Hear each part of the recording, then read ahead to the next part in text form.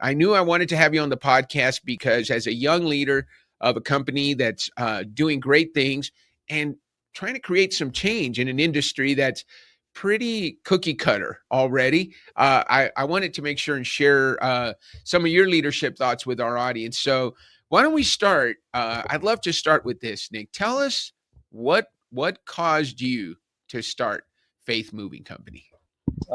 I get that question all the time. Moving is so stressful. People are, blown away that I wanted to start a moving company, my family included, when I first started. I've always been an entrepreneur, and I've always had that child. And so I was in college. I was working at FedEx at the time, finishing up my marketing degree.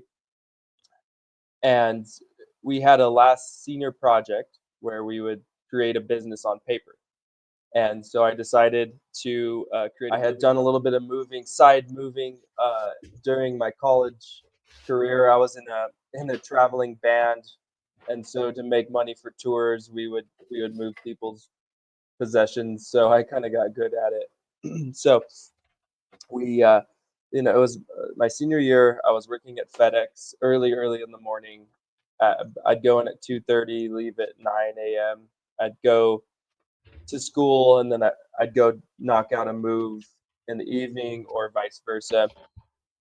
And it got to the point where I created this business on paper for college, and I decided, you know what, let's just try this business. I already have it all written out, and I started calling around, and I realized that a lot of people here in Albuquerque, I would call to get prices from another moving company, and they wouldn't answer the phone, or if they did, the customer service was very lacking.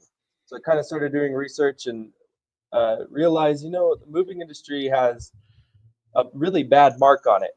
Even in media, you look at movers on cigarettes in the home, they have, they're never uniformed. And so I just saw that there was a big gap. So they're bumbling around, they're breaking stuff. Yeah, you're right. Yeah. They're not portrayed well.